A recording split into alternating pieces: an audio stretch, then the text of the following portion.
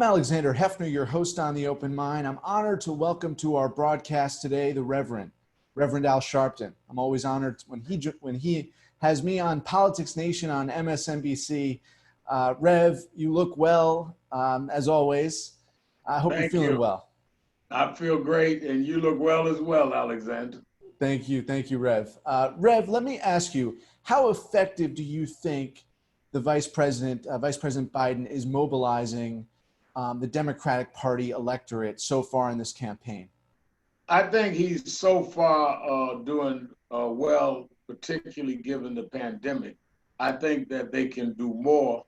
I'd like to see them engage as much as possible in their base community, the working class, of course, the African American and the Latino communities, Asian and Native American, because I'm concerned when I see the polls in Florida where the Latino vote, for whatever reasons that are inexplainable to me, there seems to be an uptick in support for Trump.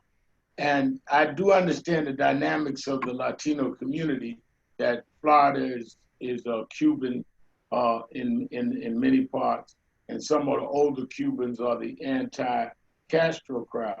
But the fact is that if you are talking about a president who had built his whole campaign on anti-Latino, it didn't matter whether they were Mexican, Ecuadorian, Puerto Rican. Let's not forget, there's a large Puerto Rican community in Florida. This is the president that in the aftermath of the hurricane went to Puerto Rico and threw towels at people. So there's no reason that that community should not be reminded of his behavior. So I think that Biden's campaign ought to lean in even more. Now, when I hear that Michael Bloomberg is committed to spend $100 million in Florida alone, a lot of that ought to be targeted to that community, to the Black community, where now we're in the fight over using having our voter rights, voter suppression, a segment of both communities and the white community of ex-felons that we're fighting to restore the right to vote. That was voted on there in Florida. I think those are the kinds of things in these last 2 months they have to dig in, and they have to work with people on the ground, and they can do that even in a pandemic. Do you think that this ticket, the Biden-Harris ticket, is capable of performing at the level of President Obama in 2008 or 2012 in places like Philadelphia, Milwaukee, elsewhere? I do. I think that the time that we're in the whole rise of the movement after the killing of George Floyd, in the whole clear indication with Woodward's book that this president, with full knowledge, did not move on this incoming pandemic. I think many factors gives them the groundswell, if they tap into it and use it, that would bring out Obama numbers. Let's remember that Trump won Michigan with less than 12,000 votes. He won Wisconsin 23,000 votes. They don't need a lot of votes to win those states. I think they have the potential of getting a lot more of those votes if they're focused and on the ground. Reverend, disinformation targeted Black Americans and young Americans, especially during the 2016 campaign. Our nonprofit, the Open Mind Legacy Project, and the News Literacy Project produced a series of PSAs that are airing in the battleground states now and in cities that are hard hit by the pandemic. I wanted to play them for you and ask you to respond. Voting is how you can help preserve and participate in democracy. There are several legal and secure ways to cast your ballot during the pandemic that are safe. All states allow voting by mail. Studies show it is reliable and voter fraud is rare. 40 states allow early voting in person too. And you can still go to the polls on Election Day, November 3rd. You cannot vote by text on social media or over the internet. And the election cannot be postponed or canceled. Voting depends on you. Democracy depends on us.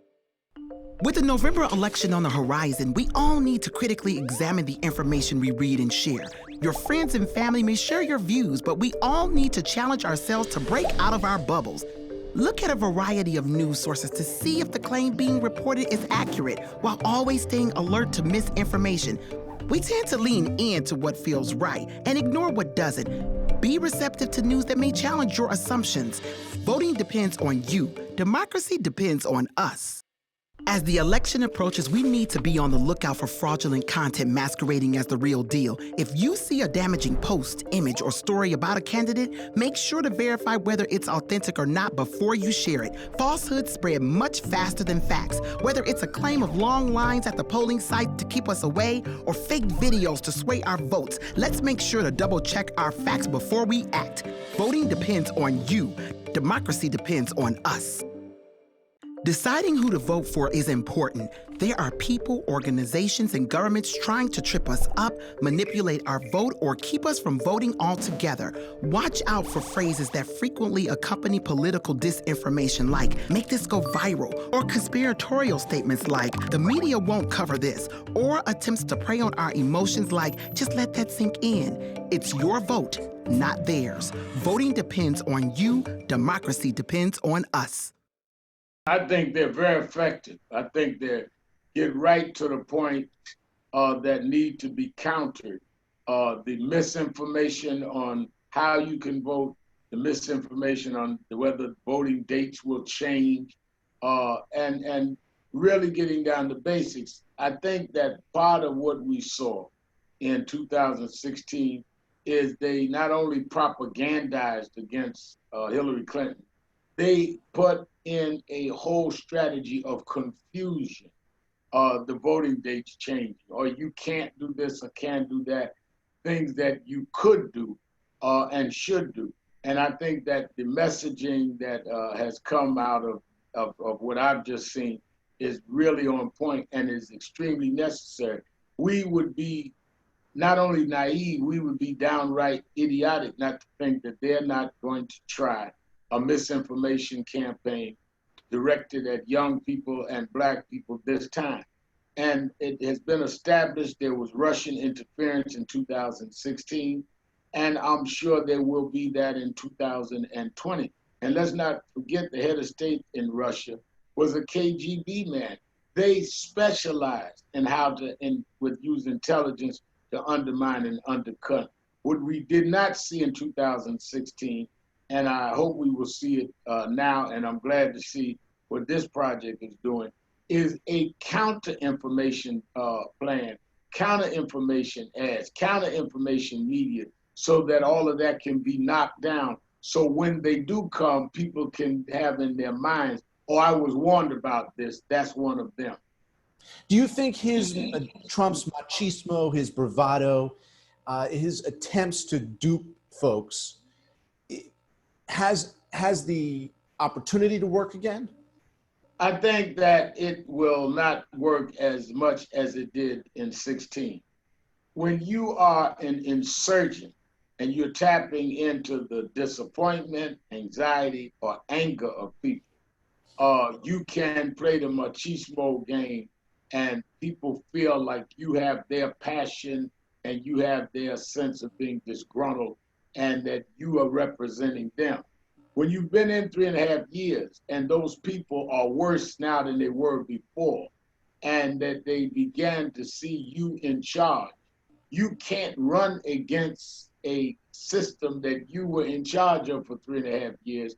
And now we hear tapes, thanks to Woodward, where you yourself in your own words, your own mouth, your own voice, are saying the things that ended up costing lives, almost 200,000 lives as of right now, and costing the economy. So now if I'm a disgruntled person, whether I'm in West Virginia or in Appalachia or in Asbury Park, New Jersey or New York, if I'm now listening to the machismo, I'm saying, but this is the guy that said he was downplaying a pandemic that could have saved my cousin's life and my job or my business. And I think that the problem is like a schoolyard bully. He's good until he gets in a fight and gets his behind kicked. Do you think that there's any element of the tribal identity that he, tries to endear himself to. The kind of gendered politics, the race baiting, that could work. And I ask you this because we know that in 2016 he paid folks to vouch for him, who were not just white folks, people across the age and color spectrum. So he's still attempting on social media and elsewhere to project American voices who are not white Americans as supporters of his. We knew that folks were duped in 2016. If there is any aspect of antipathy towards Joe Biden or Kamala Harris, is there a way that you think he could effectively mobilize some black voters against the Democratic ticket? I think he's going to try, but I think his problem is the record. It is difficult when you sit up there with an attorney general, your attorney general, who has operated as your personal lawyer, saying he doesn't believe systemic racism exists. Now, we're in the Black Lives Matter movement era, and the attorney general over the Justice Department is saying the exact opposite of what we're saying in that movement. No, there is no systemic racism. But then who's going to validate that administration? I don't care how black and popular they are. I heard the attorney general say this doesn't exist. When you see the record of Trump ending any racial references in federal agencies, take all of that out. Ending discrimination in HUD, take all of that out. Calling black nations, African nations and Haiti S-hole countries. How then does anybody validate something that is clear on its face to be against my interests? Now, some may be, but they will be a fraction of what they were in 2016. And I remember when he was first elected, Alexander, he called me and invited me to meet with him at Trump Towers, and I wouldn't go. I warned others, don't go, he just wants a photo op, he's not gonna do anything. Those people damage their credibility and their service by even being photographed with him. So the validators he gets, I think, will hurt themselves more than they will hurt the opposition party running against him. Rev, you are, of course, a civil rights leader and icon. In this newest phase of the civil rights movement, do you think there's a collective support system for the Black Lives Matter activists, organizers, who see themselves as the next generation of John Lewis, of Al Sharpton, of even earlier MLK? Is there that succession of tapestry that we wanted to finally realize? Do you think it feels that way in Black and brown communities? I think it does feel that way. I think that a lot of the media, though, misunderstands it. First of all, the whole landscape that we see now is like it was in the time before me. There were always organic movements. The Freedom Riders was not an organized group. The NAACP didn't organize the Freedom Riders. Dr. King did. And King never rode one of those buses. Those were students that did what young people are doing now. They formed SNCC out of that.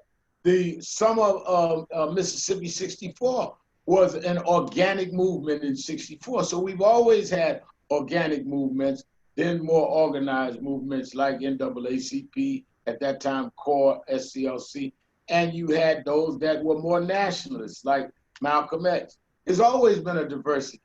I think that a lot of lazy media people act like these kinds of different columns are new. They are just updated in these times. I think that that's what we're seeing now. Let's not forget that the March on Washington in '63 was called by A. Philip Randolph, the head of the Sleeping Car Porters.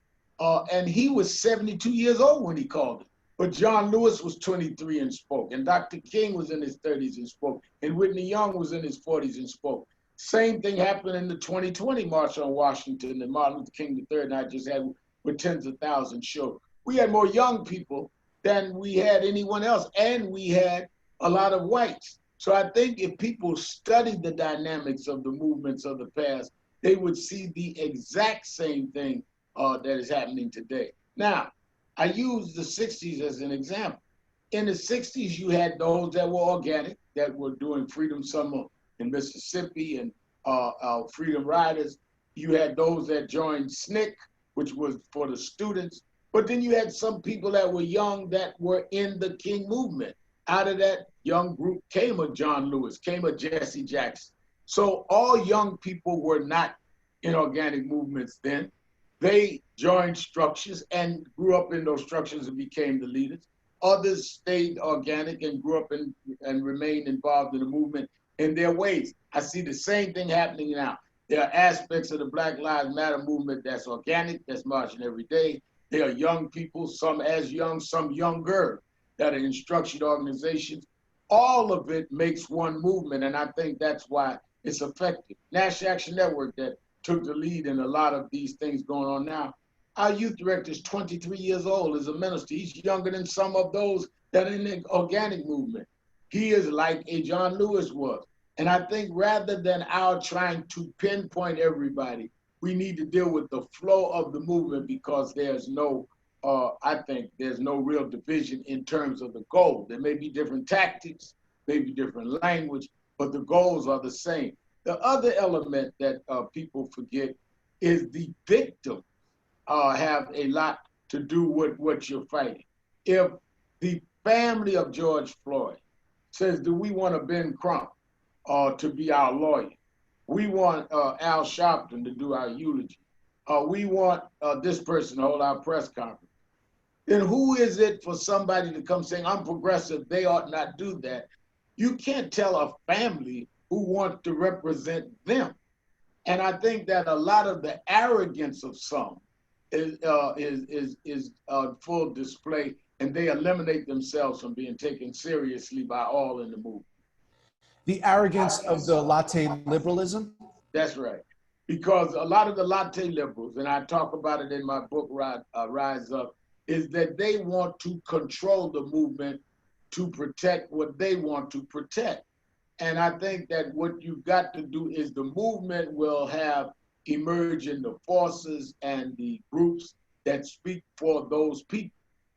For example, I remember when Eric Garner was killed by a chokehold from a New York City policeman 6 years ago. Family came to National Action Network. They asked us to take the lead. We did.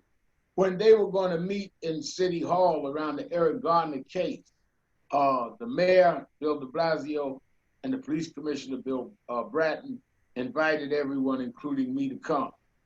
There was the Lottie liberals saying, well, why is Sharpton sitting up there with the police commissioner and the mayor? First of all, the Garner family, we meeting by Eric Garner, had put me in the position to speak for them. But secondly, I didn't find it as no great concession to me. I would meet with President Obama. I would meet with heads of the Senate. To meet with the local man, police commissioner, wasn't exactly something on my wish list. But they want to appoint things because then they can control it. We, Alexander, are not looking for better slave masters. We're looking to be free. And you got to get in the arena. You got to be in the arena. You got to get in the arena, and you got to fight. And when you're going to fight, you need everybody of every generation with any capacity to help fight, because we're fighting a system. And you can't fight a system with just one-dimensional fight. Do you think tactically, because you mentioned a difference in tactics, and in this newest stage of the civil rights movement, is there a tendency to contextualize only the police brutality and not the economic and social conditions that have allowed it to be emboldened? Do you think that it's a mistake to make this singularly about police corruption and brutality? And how should the issues be framed in the whole constellation of issues? I think it is a trap to only deal with just police brutality without also talking about the economic and political conditions that lead to the almost immunization of bad police, leaving them unaccounted for and leaving them in place. That's one of the reasons why in the big march we had August 28th, we put out that we wanted legislation passed. The House has already passed George Floyd Policing and Justice Act, and the Senate has to deal with it, but also the Voting Act. But we also need to deal with economic conditions. All of these things, if you don't deal with the big picture, you can put out the flame, but the furnace is still hot, and there's going to be a flame come back up again. You must deal with the broad socioeconomic inequality. You have to deal with the fact that mass incarceration and police brutality and prosecutions that are disproportionate are all part of the wealth gap and all part of giving tax breaks to the wealthy and giving the lower income people nothing. It's part of giving educational services that in one community they can read and write well. I'm talking about in public schools. In another community, you're averaging 3 to 4 grades behind. All of that reinforces each other, and you must be able to put the big picture out and say brutality is an example of a corrupt bigger picture. It's an example. It is not the only thing to deal with. Isn't the most massive brutality the inequity of healthcare that led not just a majority, but 3/4+ of fatalities, mortalities from the pandemic in Black and brown communities? Is that, when you talk about the big picture and making a closing argument to the Black and brown voters of the United States, is that the most important and the most persuasive argument that Joe Biden and Kamala Harris can make? I think that Joe Biden and Kamala Harris must make that argument. It's not only can make, they must make it, because in the middle of a pandemic, nothing was more glaring than that over 3/4 of those that were directly impacted were Blacks and people of color. Why is that? Because of the disproportionate way we are giving health services, because we are disproportionately the first responders. So we couldn't work from home, because how do you work from home if you are one that has to go out and do deliveries, or one that works in the frontline services in any given municipality or village? And all of that became glaringly obvious to everyone when you see the data out there. We could not sit home on a computer and do work if you are doing the hand-to-hand work that keeps cities operating, and you've had the least amount of good health services, least amount of health insurance. All of that should be their closing argument, which is why we need to deal with the two Americas. And I talk about that in the book Rise Up. Unless you address that, we are talking about nothing. Nothing is more important than our lives. And if you have a disproportionate level of illness and death in communities based on their color and based on their nationality and then on their gender, there's nothing more serious than that. I use this example. I was born October 3rd, 1954. When I was born, on my birth certificate, your name, your parents' name, race, Negro. At that time, they called us Negro. The moment they put down Negro, you could predict what zip code I was going to live in, what kind of education I was going to likely have, what kind of medium income was I going to be likely to deal with, and what kind of criminal justice I was going to deal with on the environment that I was growing up in, just based on the race designation. So before my mother took me out of the maternity ward, I was already designated to a social position. And until that breaks, the white kid born the same night in the same maternity ward, 2 beds from me, had a different designation and a different future.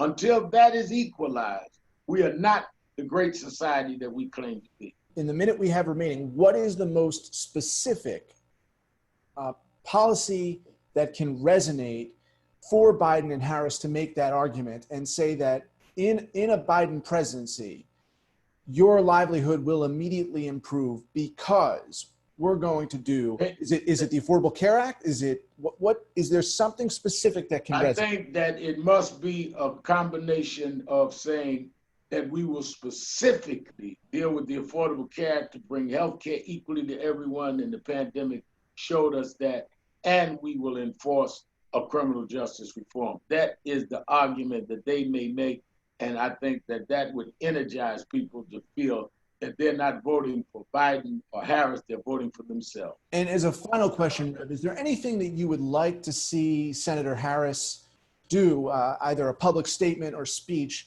given her historic role and also her importance to resonate with communities in the Democratic Party? Is there anything she hasn't done yet that you would like to see her do? I would like to see her do more of what she's doing. I think she should amplify it, saying that she wants to see this system work for everyone. And I think she should dispel the whole notion of can we win? The thing that frustrates me more than anything else is people saying, well, can we really beat Trump? We won against greater odds in 2008 with Barack Obama. When we talk about can we elect a black woman vice president, we elect a black man who we couldn't even get his name right for 6 months. We elected him and re-elected him. How is it so beyond the possible to do what you've already done? And she needs to say that. There was a movie that was out when I was a kid, Sidney Poitier, called Let's Do It Again. That's what Kamala ought to say. Let's do it again. We beat the forces that were lined up against us in 2008, and we started down a path. The path was detoured under Trump. Let's do it again and get back on the path of health care for everyone and a criminal justice system that treats everyone equally under the law. Let's do it again, Rev. It's always a pleasure to see you. I hope it's in person at some point in the near future. Same to you, Alexander, and keep Stay up well. the work. Keep Thank it you up. for your insight today, Rev. Thank you. Please visit the Open Mind website at 13.org/openmind to view this program online or to access over 1,500 other interviews. And do check us out on Twitter and Facebook at Open Mind TV for updates on future programming.